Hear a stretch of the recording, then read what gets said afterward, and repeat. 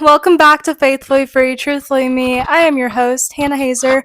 We are a faith based podcast where we talk about all things Jesus, of course, relationships, toxic relationships, whatever drama's on your mind, um, social media, just anything that's going on in your life. We probably have it here. And today we are going to talk about toxic relationships, which I feel like is a very heavy topic that not a lot of people talk about.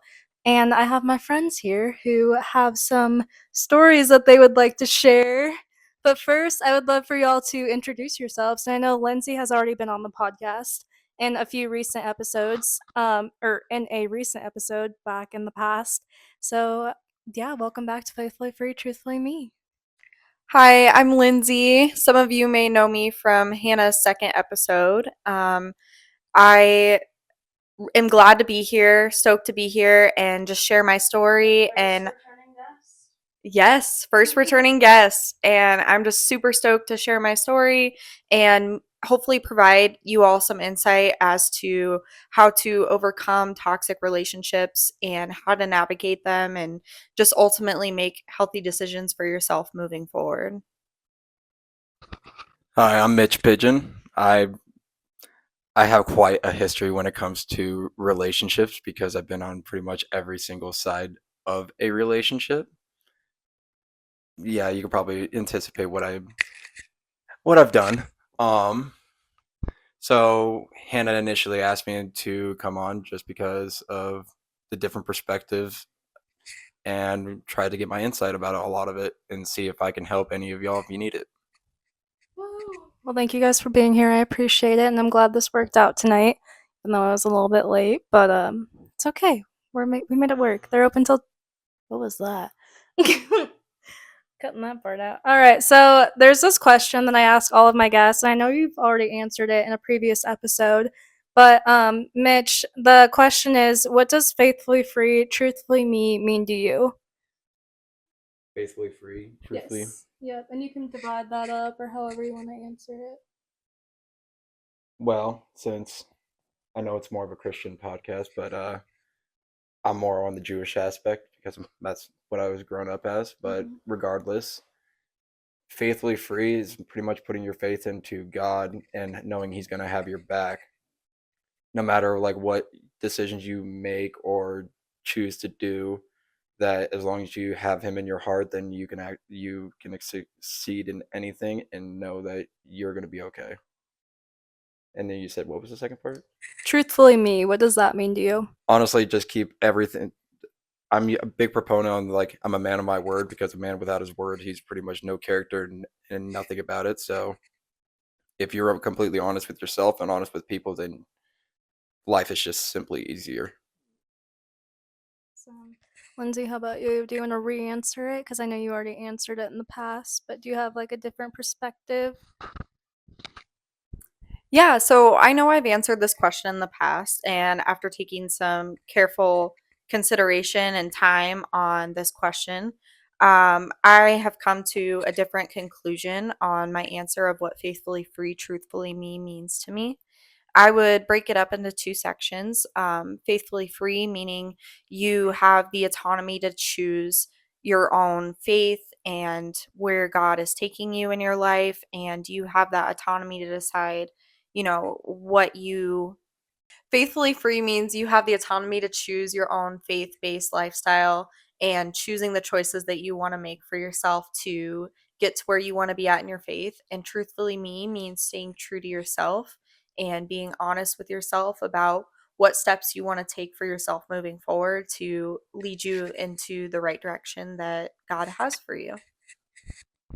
Beautiful. I guess to start the podcast, the first question I kind of have for both of you guys is how would you define a toxic relationship? So, I feel like there's no true definition of a toxic relationship. However, to me, a toxic relationship is a relationship that is not healthy, and you are constantly second guessing yourself and questioning, am I doing the right thing? Am I making the right choices or the right decision? And you have a loss of self worth and dignity, and you just feel like you're just numb inside.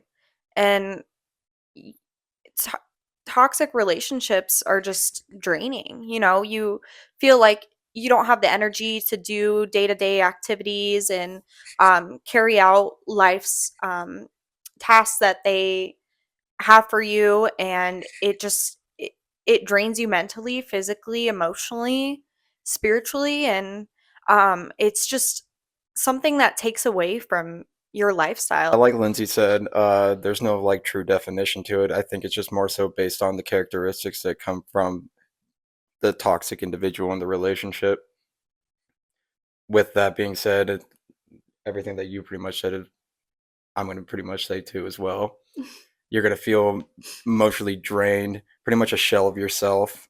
You're going to lose close friends because they're going to try to pull you out of it, but you got the rose-colored glasses on, because typically toxic people will love bomb you in the beginning, and then they'll pull the wool over your eyes, the blanket up beneath your feet, and then you're just be like, huh, what the heck happened? But you don't want to believe any of it. And as things progress and go on, it consistently gets worse. You are constantly stressed.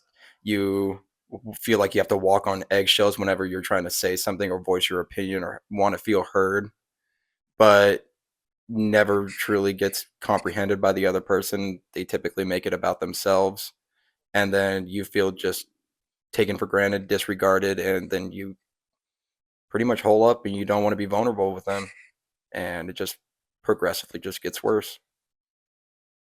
What are some common signs that people often overlook? To touch on what Pidge was saying, some signs that you might want to look out for are the love bombing, the saying I love you right away at the beginning of the relationship, doing extravagant things for you, such as buying lavish gifts or taking you out and Yes, please. I'm just kidding.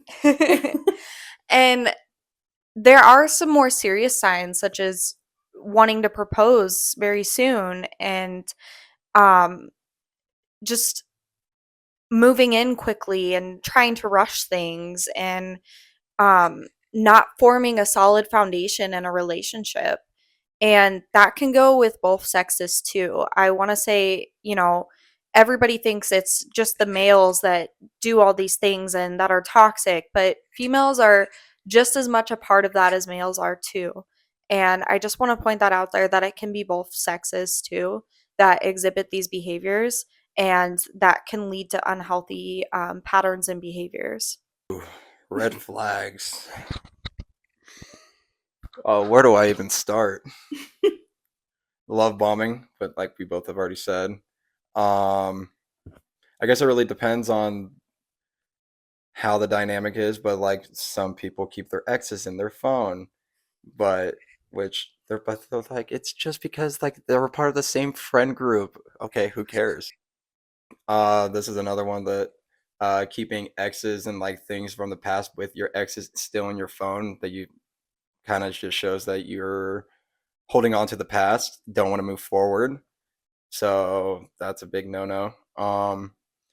No communication, but you communicate with everybody else, and then you kind of like disregard the person that you quote unquote say you want to be in a relationship with. So it just seems like you're disrespectful. Um, Taking for granted like the other person, like I was saying earlier, where to the point that they're not able to become vulnerable with you. I would say a big red flag is disregarding your beliefs and opinions and not taking them for what they are, and just having complete disrespect towards how you feel about things and shutting you down, um, and constantly checking your location and always accusing you of cheating or what are you doing, where are you at, constantly just the obsession over their partner. Um, that is very toxic, in my opinion, and can lead to harm in that relationship. Definitely, I agree with that, and I'll add a little bit to that. you talking about like there's no trust at all, especially when it comes to your most recent relationship. Um, all that going right off the bat, me being blocked right off the bat without ever meeting me.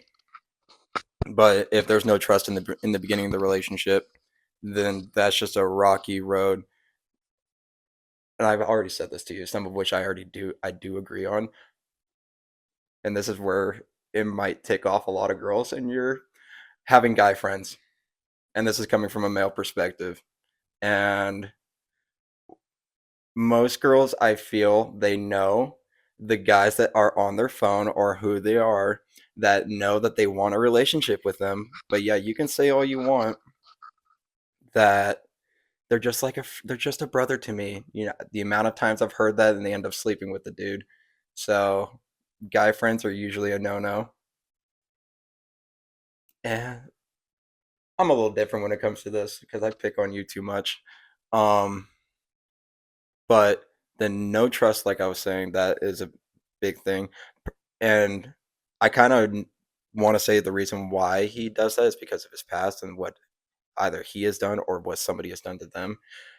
But if a red flag is if they are bringing their past, comparing you to a past relationship and bringing it to the new relationship and holding you to their standards of what they did and pretty much expecting that you're going to be doing the same. As the relationship is going on, they're already anticipating that you're going to do this. So they usually one self sabotage or they just go out and just do whatever the heck they want. And then that person's just like, well, I'm not that person. And then they're like, well, that's what the last person said and did this and that. You have to go into a new relationship with an open heart on your sleeve, and just hope that they're not the same. Because if you're going to go into a relationship and already anticipating that it's going to go bad, either you need to heal yourself or just kind of, well, actually, that's just mostly just not date and heal yourself. Because there's no point in bringing in a new person and dragging them down, anticipating that they're going to be doing the same. Why do you guys think it's hard for people to recognize that they're in a toxic relationship? Why do you think they don't want to assume that the person that they're with is bad for them? I just wanted to say that for me, in my own personal experience, I really struggled to recognize, the red flags, the toxicity of a relationship. And I had Pidge over here telling me that I was in a toxic relationship. Hannah, numerous friends, family members. I was ignoring them and isolating myself and choosing not to listen to anybody. And I realized it was because I had a fear of being alone. And I still do have that fear of being alone. Um, it's something I'm trying to work through. And I know that with this relationship that I was in ending is giving me a chance to further pursue my relationship with God and get back onto my faith and stay grounded and um, build a relationship with God again and hopefully be able to reconcile the relationship that was broken between us as I strayed away from him. Um, but ultimately, it's just that fear of being alone and feeling like, this person does this for me or this person does that for me, and justifying and making excuses for it and having those rose colored glasses on, not looking at the bigger picture. And I've realized with this relationship ending that my friends and my family were right. And, you know, I was isolating myself and taking myself away from people that love me dearly. And to me, that is the biggest sign of a toxic relationship is when that person takes you away from the people that have always been there for you since day one and have always had their best interests out for you. And I'm deeply sorry to those people that I chose to stray away from them and pursue this relationship further, and just having my rose colored glasses on and not looking at the bigger picture because I really did damage my heart, and internally I still have a lot of stuff that I'm trying to figure out on how to heal and move on. But I'm just very thankful that I have this strong support system of friends and family to get me through this time. Because it starts off with the love bombing in the beginning. Love bombing. You fall in love with it. It catches you. It's an addiction. It does. Because you like especially after like you've been in toxic relationships in the past, or like you just either you've been alone, or you just see like how your last relationship ended and it was just either bad or mutual, and then now you're in a new relationship, so it's just refreshing. So that's when you put on the rose-colored glasses. You're like, this person is just absolutely amazing. You put them on a pedestal. So once you put them on the pedestal, but they start acting below it, you're just like, what the heck, kind of thing. And over time, you just like, well, this person was like this in the beginning. They can be that again, and they get stuck in that trap. No matter if their friends are saying something, like you were saying, because I've like, my history, first relationship, who she is. I'm not gonna say any names. No name dropping. My buddy, I'll say my buddy Isaac, he was actively trying to get me out of that relationship, and same with my other buddy Austin, because of like the outside perspective, like they could see like how things were, but like in the time, like I was just like head over heels, always trying to do something to either impress her, make her proud, this and that, just to get her validation, but it just never really came. I don't know why I stuck in that relationship so long, but anyways, yeah, like the friends, they will try to give you the outside perspective and like what they see, but they will like also they ostracize you from your friends, your family, your support group, and it just makes it hard because you fell in love with the person that you've put on the pedestal, but you don't want to believe that they are actually this complete opposite person. No, and even if you see the signs, because I definitely saw the signs in the relationship, but it goes back to how things were versus how things are now, and like you try to get back to that, but it never comes until you ultimately just feel like a shell of yourself. You're numb inside. You don't participate in the relationship that as much, and then usually when that happens, it gets flip flop because now you're the toxic person. You're not the person who you were. So That is also a form of manipulation. Mhm. And I think I can speak both for myself and for Pidge that we have both been manipulated. We have both been manipulators in the relationship, and we know what that's like both ways. And manipulation is unacceptable, and it's a form of toxic behavior that, completely just mentally wears on a person and makes them feel like nothing. And no one should ever have to experience manipulation in any form or way, um, because it just damages you, and it's just it's just not right. Knowing what you know now, how you're out of that toxic relationship and you're on the other side of it, what advice can you give to someone listening right now if they're like scared to leave their partner, their significant other, and they just kind of feel like uncertain about it and they just don't want to?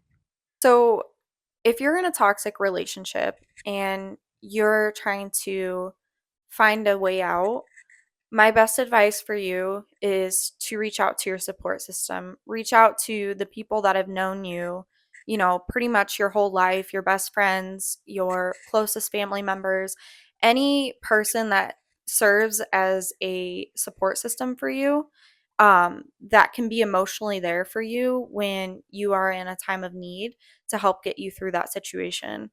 I also recommend taking necessary steps such as getting a restraining order, if you really need to.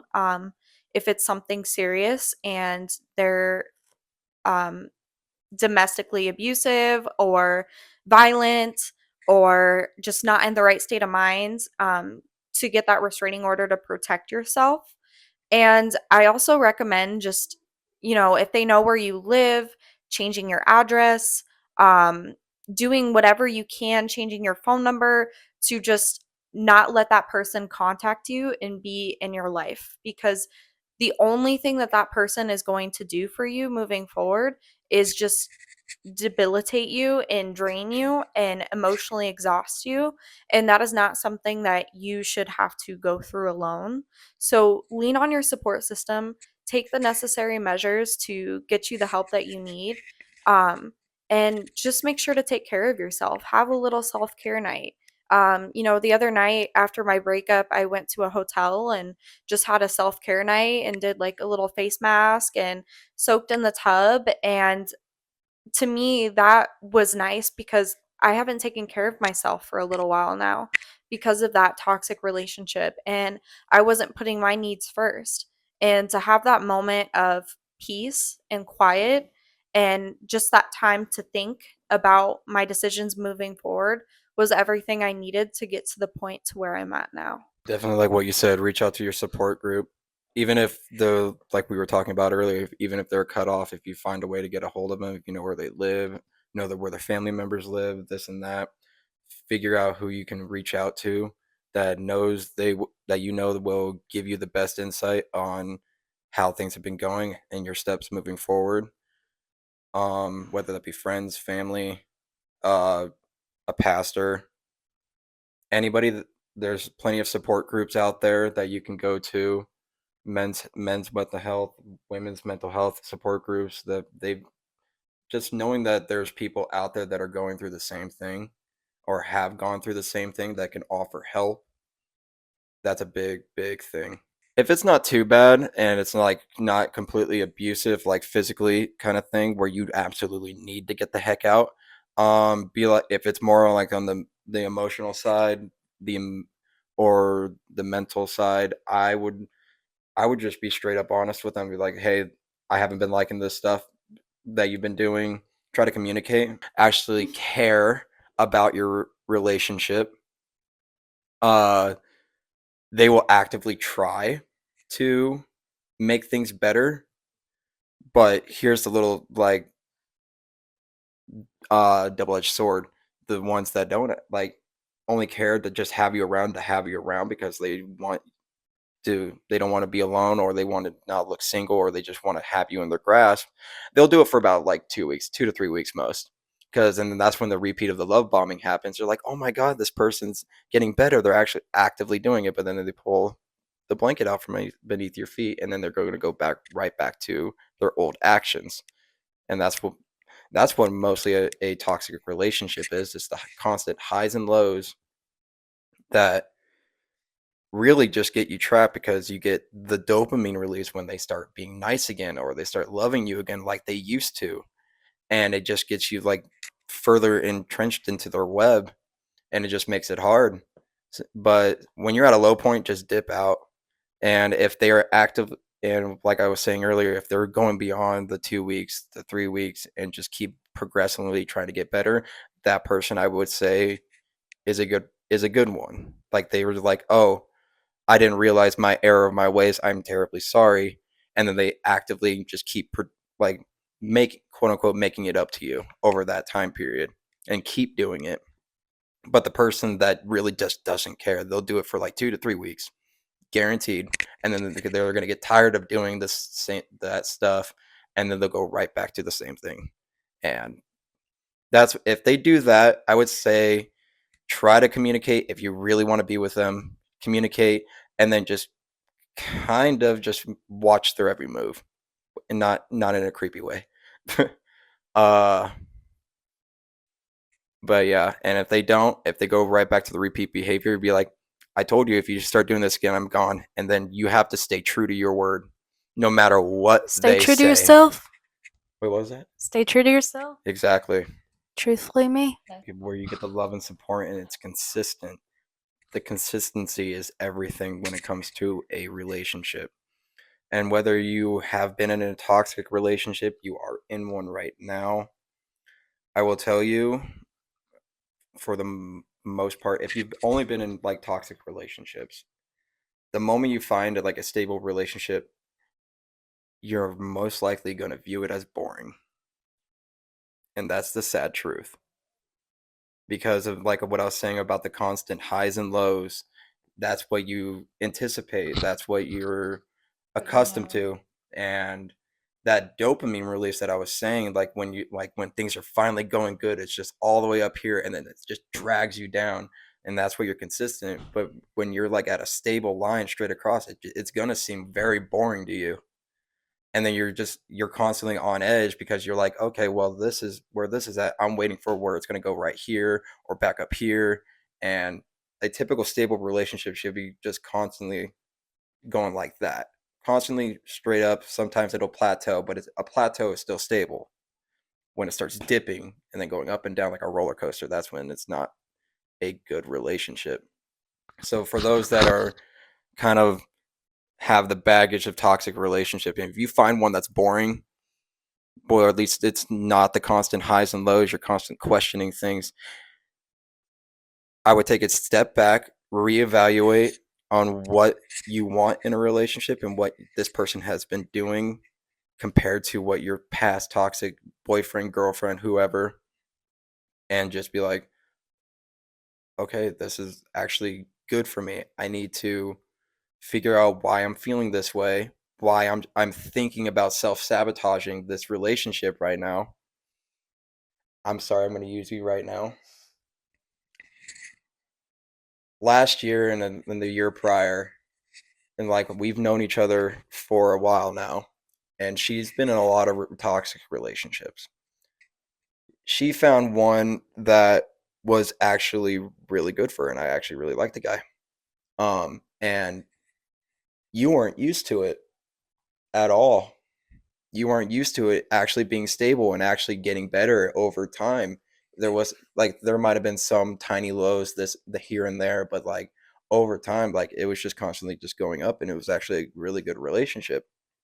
But the entire, like in the beginning and sometimes during it, like the amount of calls that I've gotten from you in that time period, because you were just so not used to that stability, the constant reassurance, the actual loving, the caring, and that wants to be with you, and wasn't trying to hold your past against you, wasn't trying to like demean you in any sort of way, but you were just like I remember a call you, like you were just waiting for something bad to happen, and it never did. And I kept telling you, just take it day by day, just take it day by day, and look what happened. It was probably, and I would still say it's probably one of your best relationships. I'm sad that it ended, but it like I said, the constant highs and lows, it will screw you up mentally. The good relationships are the ones that really show that there is somebody good for you out there. You just have to be patient and work on yourself and just take it to God and let Him bring it to you when you're ready. Yeah, definitely don't go searching. I will say Mhm. don't go searching, because if you go searching, you're going to be like, well, this person has these boxes checked. I like that. But if you don't properly vet them over time, taking it slow, and you just jump straight in kind of thing, you're more than likely setting yourself up for failure. Like there's some relationships that actually just somehow just work and they're great. I'll take one of my buddies for example. They just got recently married a couple months ago, and they only been dating for little over a year. Sometimes that happens. Majority of the time it doesn't. So I would just say properly vet them, take it slow, because the moment you rush things, and you're just going fast paced, the more than likely you're just going to be like a fast car, just losing control and hitting a tree or hitting something. I agree with what Pidge was saying about the communication. If, it's more on the emotional or mental side and it's not like physically abusive, to communicate to your partner about how you're feeling and what you've observed from them, the behaviors, the actions they've displayed towards you. Um, but I will say this, a person will change only if they want to change. That person that says they're going to change and then just switches up on you and is like doing all these toxic behaviors that they were exhibiting before is not invested in you and does not support you and care for you in the way that you deserve to be cared for. And that should be a sign enough to know that that relationship should be no more, because you should want someone that values you and holds you up on a pedestal and shows that they love you each and every day by their words, their actions, and the things that they do for you. And you should constantly feel supported by that person and valued and loved and appreciated. And if you don't feel those feelings from your partner, that should be a clear enough sign to know that they're not a good match for you. I feel like this question will be more for you just because, Lindsie, like, I know you just got out of something and you're still, like, healing and finding out your healthy boundaries and stuff. But, Mitch, what are some healthy boundary setting strategies? I can't speak apparently. For someone who's like who just got out of a toxic relationship. Like, what healthy boundaries would you recommend that someone sets as they begin their healing journey? I feel like that's more of a personal preference than it goes by person and like what they like want and need out of a relationship, because like I said, people have baggage, so they need some extra here and some little less here. So it really depends. Mhm. Communication comprehension is a big thing, because you can communicate to somebody, but if they're not actually grasping it, you might need to take a step back, ask them like, how can I communicate this in a different way so that you could properly understand. That is a big thing, because you can talk and be like, I've been expressing how I feel, I've been expressing like my thoughts, my opinions, but they're just not completely grasping it. Then you need to take a step back. Don't demean them in a certain way. Try to figure out a way that they can understand it as well. Because and that also just goes for love languages. You got a big one is love languages, because people are different. Most people want to give their love language to their partner, but their partner is not properly receiving it. And so, and if it's not something that you're accustomed to giving your love language to them because they're not receiving it, but you really, really love this person, you need a compromise. You need to be able to give their love language back, even if gives you quote unquote ick or whatever. That's just how things. And if you start doing that, he'll start doing your love language, or she will start doing your love language, and things will actually just feel right. So that's a big one. Um, if you do have baggage and if you have a certain type of attachment style, I feel like you would need to figure out what that may be, and you need to heal. There are plenty of books out there. What's your favorite book? I was about to say it, but I'm trying to think of it. I loaned it to my buddy Brian. You need to stick to your boundaries. Mhm. That is a big thing. Don't like there might be some leeway that you would give to said person, but like if there are some boundaries that you're like okay with them crossing, it's okay. There are some boundaries that you're like, it's whatever. But if you have some concrete boundaries, you need to stick to those. Like if they're something that if they cross it, you're gone. You're not doing this anymore, because and that's the only way that you're going to be able to find somebody that is not going to cross those boundaries. Your partner, if you disrespect your own boundaries, your partner that's displaying toxic behavior will think that the behavior that they are displaying towards you is acceptable. Mm-hmm. And that's not something that you want them to be able to um, just think that that's morally okay, because they're going to continue to do that to their future partners, and it will just continue and continue, and the cycle will continue unless you choose to break it and put your foot down and establish some boundaries for yourself. If you keep forgiving them, no matter what they're doing, and like say if they cheated or they're emotionally cheating or they're just doing something that's pushing your button, crossing your boundaries, and you forgive them, like you said, they're going to continue that behavior because they're like, oh, well, they forgave me this one time, they're most likely going to forgive me this next time. Unless, like, if they're toxic, because if a stable person and actually a good person, they're going to be like, oh crap, all right, never doing that again. But if a person is like consistently pushing those boundaries, they're going to keep doing it but they're going to take it a step further each time.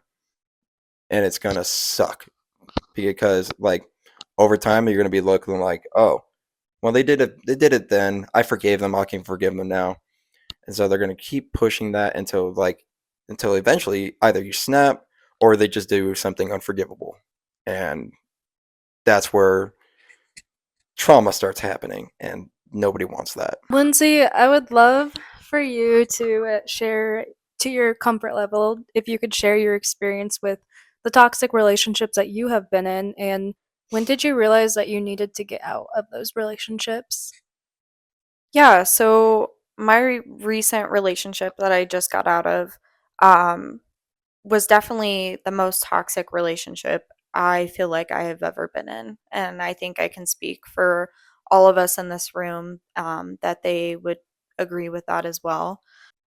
I realized my relationship wasn't healthy um, rather very early on. Um, I lost my relationship with one of my best friends, my own dad, because he saw something in the guy I was dating that I didn't, and he wouldn't talk to me, and he wouldn't return my phone calls or my texts, and I felt like I lost one of my biggest support systems. I also noticed too that the partner that I was with at that time would isolate me from my closest friends and family, and I wasn't allowed to talk to certain people. Yes, including Pidge. I wasn't allowed to talk to certain people, and um, just so you viewers know, like Pidge is not just some random guy that I just met or something. She Like met him on the street. I've known him for 8 years, and he's been my best friend through all of life's obstacles. And I was told to cut him out of my life. And even though I didn't want to do that, I still did because I thought I loved this guy, and I thought he knew what was best for me. And as time progressed, things got a little bit more scary, I would say. Um, he would tell me things like, "Don't be surprised if I'm outside waiting for you at your house," and just made me feel uncomfortable in my own home. And there would be some nights I wouldn't even stay at my place because I would be fearful that he would come to my place. Um, this is also something I haven't shared but with anyone, but he also talked to me about setting up cameras in my house so he could watch me and keep an eye on me. And I didn't feel safe in my own home just with cameras potentially being around and watching me. And he said he just wanted to keep an eye on me so I wasn't cheating or with somebody that he didn't know. But I think he had other ulterior motives with that. He would also constantly check my location, and if he was somewhere he didn't know or didn't like where I was at, he would call me up, yell at me, then hang up on me. And it was just constant with that. And I felt like no matter where I went, he was never happy with where I was. And I constantly was at home because I felt like I just couldn't go anywhere and live out my daily life. If I didn't answer him, he would call me 20, 25 times. There have been a couple instances where he's done that. And I just feel like, you know, regardless if you're with someone or not, you need to give them time and space to process their thoughts. And he wasn't allowing me to do that in a safe place, in a safe space. And I just felt completely disrespected. And there's so much more that I could go on about. But again, I had my rose colored glasses on and I looked past all these things because I thought I loved him. And I still do care about him deeply. But I now have my rose colored glasses off and I can see who he is and who he is as a person. And I just know that I deserve better than that. And I know my worth and I know what I deserve. And I don't deserve someone that's giving me half promises or half love or manipulating me each and every day. I deserve someone that's 100% there for me and is fully invested in the relationship and ensuring that I'm always happy each and every day and taking care of me. And that's something I continue to remind myself every day, because I think even for all of you that, it's important to have self-love and know your own worth and know that you deserve so much more than what that person is giving you. And there is someone out there for you that's going to love you fully and accept you, all your flaws and all. What was the most challenging part of deciding to leave, and how did you find the courage? And both of you can answer this if you have a past relationship and you want to say like what the most challenging part of leaving that relationship was and how you found the courage to get out of it and really find yourself again. So I knew that I needed to leave because I wasn't getting the respect that I deserved. I would get phone calls late at night, early in the morning, like 4:30 a.m., and just saying, I love you and I miss you, and we're not together. And I feel like, can you repeat that? I'm sorry. Yeah. What was the most challenging part that you thought was, or what do you think was the most challenging part when you knew you had to leave? Like, what stopped you from leaving? What stopped me from leaving my toxic relationship was just thinking that I deserved the love that I was getting, because I chose to see all the good things that this man had done for me and chose to overlook the bad. And I stayed with him a lot longer than I should have. But I now know that I deserve more, and I deserve happiness, and I deserve someone that's going to choose me each and every day despite all of life's obstacles. And, you know, I think for me, the biggest thing for me was realizing that this individual I was with never knew what having a happy life looked like. And when he had that with me, he got uncomfortable and got scared and self sabotaged it and started doing all these horrible things. But I know I deserve so much more than that. And I'm going to continue to work on myself and be the best person I can be for myself, and to love myself and take care of myself, and hopefully find my person someday. I wouldn't say like it was like towards the end. I would say it was more so after the relationship ended.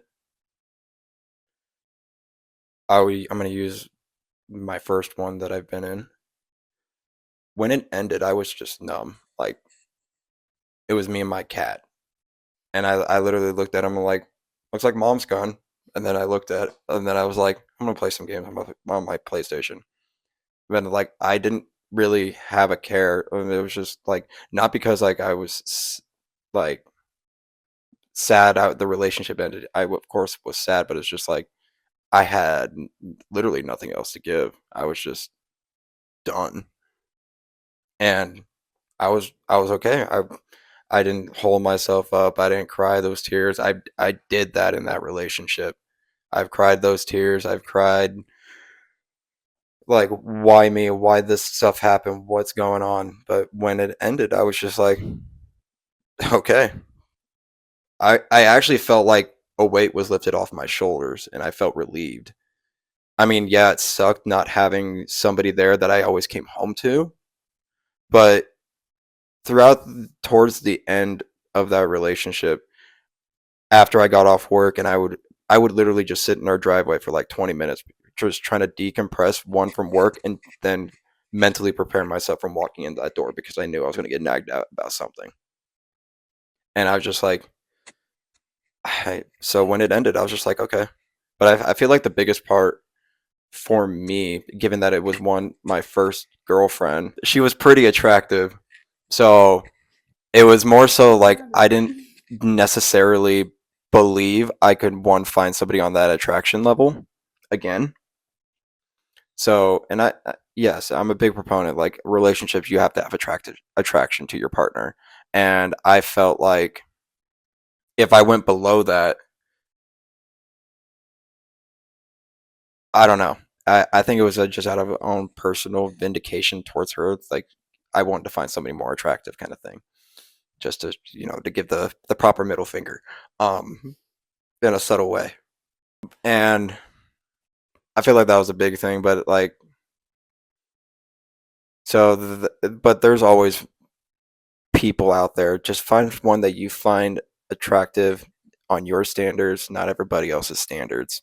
Because I feel like I was doing it on everybody else's standards, and like I couldn't go to somebody that quote unquote looked less attractive than her because of their own personal things that they would say, like, "Oh, why would you let that go?" This and that. I'm just like, at this point, I don't care. I've been with more attractive women. I've been with less attractive women. There's always room for forgiveness. I know I've been doing that. I've been trying not to let my past define me.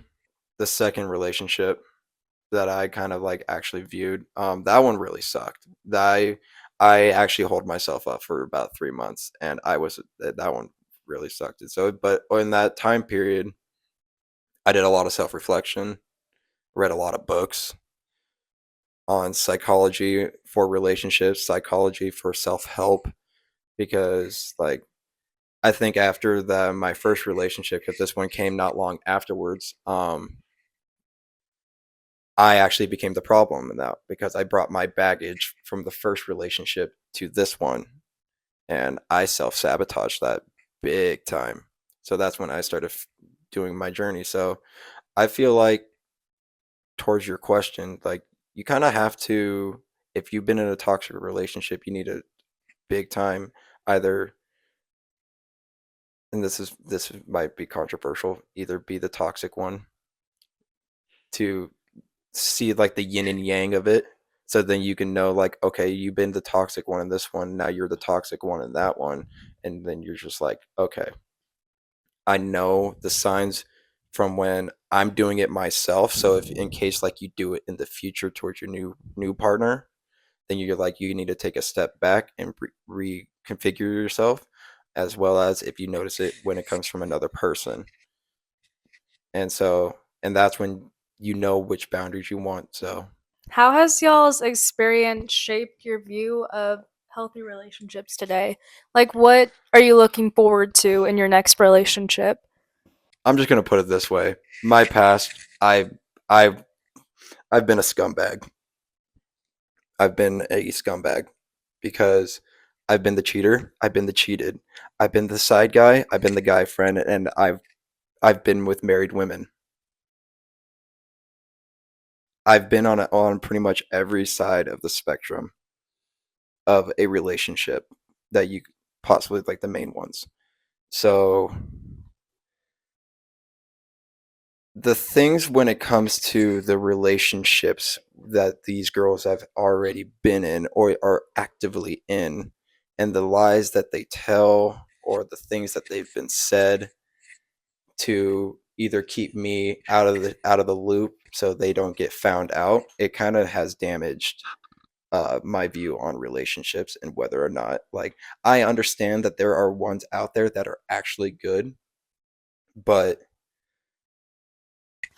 for me, it has not been that hard to connive my way into said relationship, whether they were married or just boyfriend and girlfriend. It's really not that hard to do. So when it comes to my view upon relationships, I find it very hard to trust women. But I also know that I am part of that problem because I was the one that was actively doing it.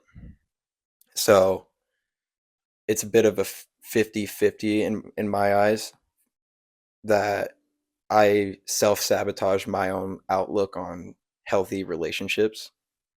I believe that it is possible, so I go into each relationship with, uh of course, a wider spectrum of what could possibly happen, but I tried not to hold my past or what I've done or what previous girls have done against them. And I just kind of let God just say, be like, hey, you're taking the wheel on this one. If I get hurt, I'm not going to be too surprised. But if things work out, thank you.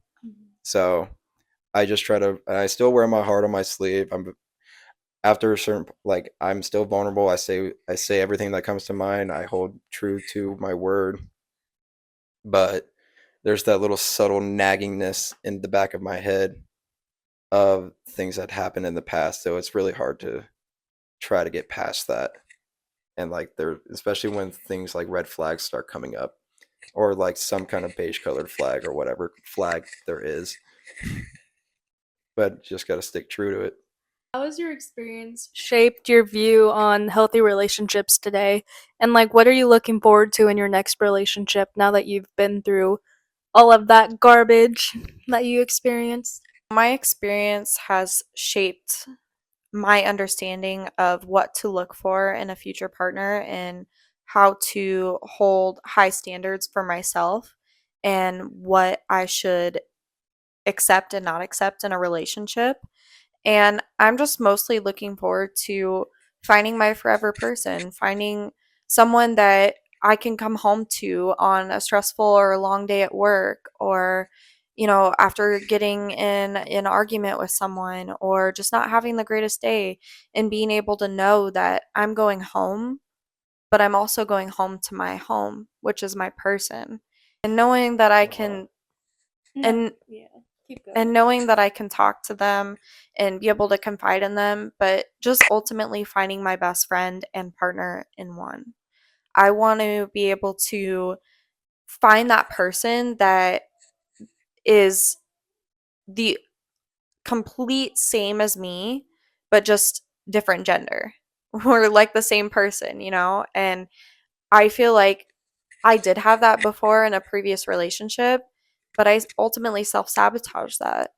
And, that relationship that I was in where I lived in Minnesota and moved up there for him, sure, it didn't end well, but it taught me a lot and it taught me what to look for in my next relationship moving forward. And it really helped establish what a healthy relationship should look like and feel like.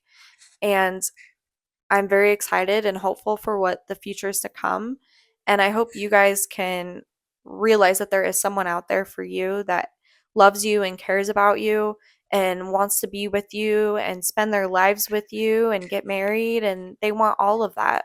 But it's just all about being patient and trusting that God does have someone out there for you. But it's all in His timing.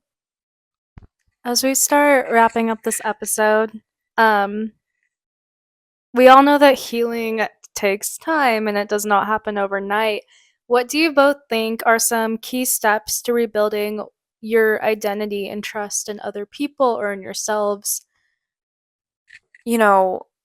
The first thing you should do after getting out of a toxic relationship is, especially in my situation, but I'm sure anyone could apply this to their own situation, is just reconnecting with those people that are closest to you if you lost contact with them and building up that strong support system for yourself.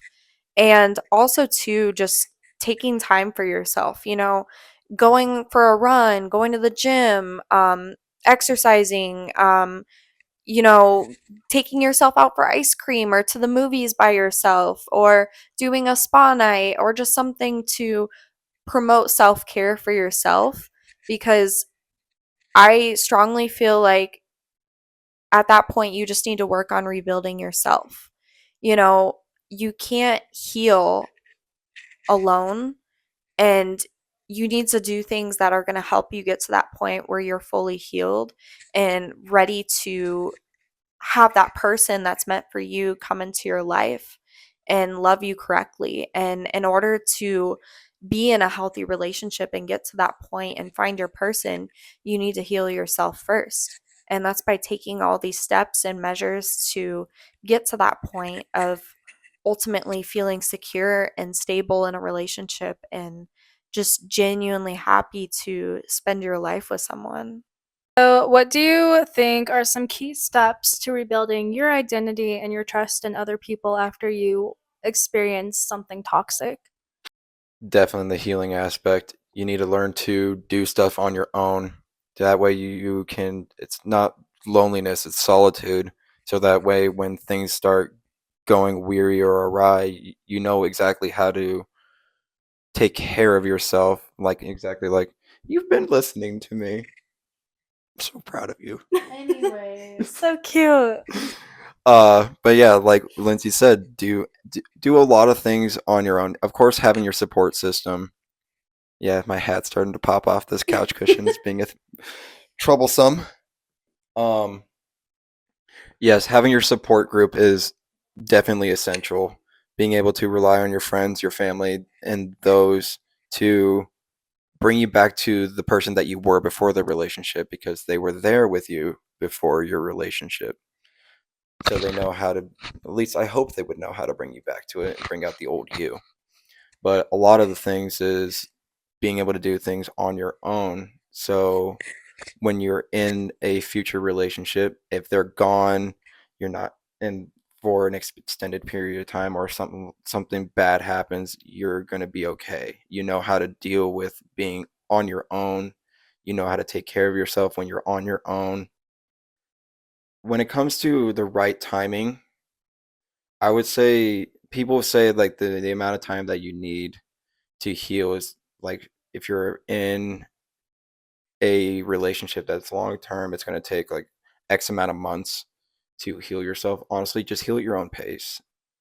Whether, and then that's whether trying to figure out your past traumas, the traumas that were in that most recent toxic relationship, um, anything that you could possibly think to better yourself emotionally, physically, mentally, spiritually.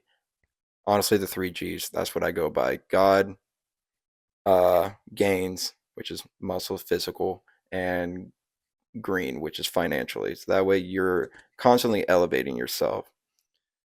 When it comes to when you can, I heard this once before on a podcast that you never know when you're going to be fully healed. The best way of actually knowing you are somewhat healed or fully healed, or depending on the percentage, is actually putting yourself out there and applying what you learned throughout your healing journey to see if you are actually are better. If you're repeating the same old tendencies, maybe whoever you're talking to at the time, just express that. Be like, hey, I thought I was healed, maybe not. I need to pull back to figure out more things.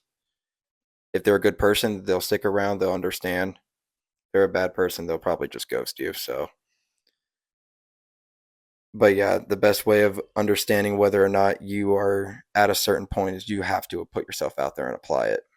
And then yes, while you're still in that, if you're going to be in the dating stage, the talking stage, the boyfriend, girlfriend stage, hell, even if you're married, constantly keep trying to like progress yourself in any form of that relationship. That way, you whether no matter what happens, you know you're going to be okay. Because especially with him and with yourself, you'll know you'll be okay because you've been through something like this in the past, and two, you're better off from it. Like, because you've done all the necessary steps. What do you guys hope people take away from this episode?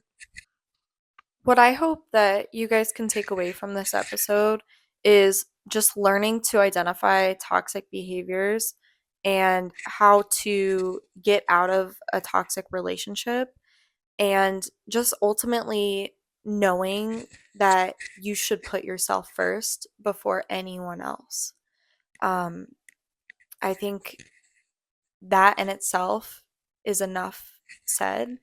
And I really hope that you guys enjoyed this episode. And I hope that Pidge and I could help shed some light on what toxic relationships look like and how to get out of them and how to just ultimately put yourself first and love yourself.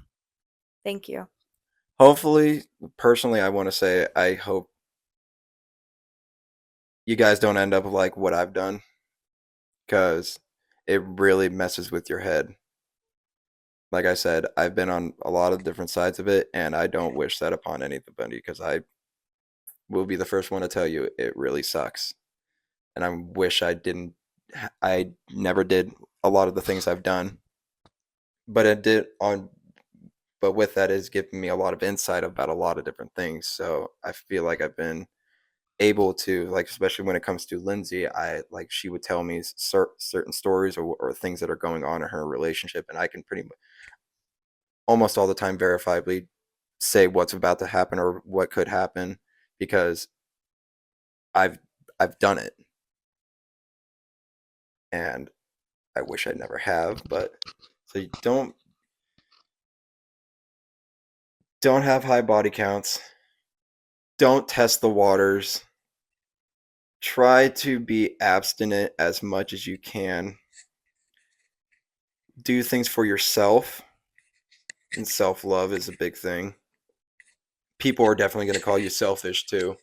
Don't listen to them because especially when you were the one that was constantly giving and you finally are like, "Hey, I'm not going to do this anymore." They're going to call you selfish. Let them because you're focusing on yourself instead of them, so they're not used to you doing that. Definitely become selfish, not too selfish. If you were ever in a toxic relationship, or if you're gonna be, well, you never know if you're gonna be in a toxic relationship.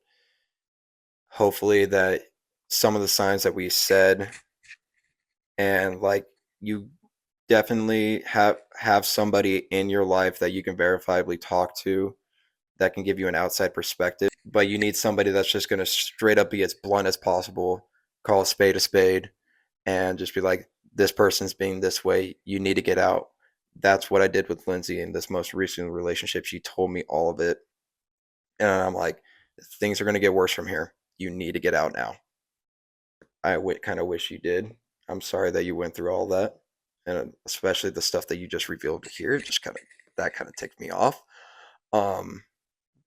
Because I'm glad that you did. Because if you didn't, I still fear that things would have gotten way worse. And I don't wish that upon anybody because I kind of been in that, an actual and abusive relationship. Yeah, I'm a dude. I should. Ooh, nobody takes us seriously when we say that. So when you try to get choked out when you're going to the bathroom, it's different. And then of course I can't really necessarily do anything about that either because otherwise it's going to get spun, and then next thing you know I'm in jail because I'm a dude. Mm-hmm. Yeah, listen to your friends, know the necessary red flags. Don't let anybody cross your certain boundaries. You definitely need to put down some boundaries, and definitely don't let them cross them, because if they cross them, it's not gonna be fun. And just constantly just try to elevate yourself no matter which way that it is. Thank y'all so much for coming on and sharing your stories. I know it's not always easy to like be upfront and like tell your story to the world. So thank y'all so much for being vulnerable and helping people out because you never know who you're going to help. And I just think that's amazing. And honestly, podcasting feels like therapy to me. Did it feel like therapy to you guys? Just like sharing your, yeah. My hope is that anyone going through a season on toxic relationships or just whatever you're going through, like anything similar, just I hope this episode makes you feel truly seen, supported, and encourage you to take that healing journey and just start at your own pace because it's not a race and you will find yourself again. You just have to take those steps that you guys are saying. And if you're listening right now and struggling, just please remember that you're never alone. You have us, you have this podcast, you have your friends, you have your family, therapist, whoever you have in your life. Reach out for help and take it one day, one step at a time. Thank you guys for tuning in today. I hope this episode reminds you that your voice matters no matter what you're facing. If it resonated with you, please like, share, comment, leave me a review, send it to someone who might need to hear it. I'll catch you back here in 2 weeks because I'm still bi weekly. I love y'all so much. Do you guys have any final words? Hopefully I'll be back on. Yes. I have a plethora of what goes on up here, whether We'll that's have to do another episode. That was fun. I just want to say one last thing. Every single one of you matter. You have a voice. You're heard and seen and loved. And it's just truly an honor that Hannah has allowed me to be on her podcast, not only once, but twice, to share my voice and my message. And I hope that you all can take something out of what Pigeon and I were talking about. And if you're struggling with getting out of a toxic relationship, please listen to this video, share it to someone that you know that's struggling with it.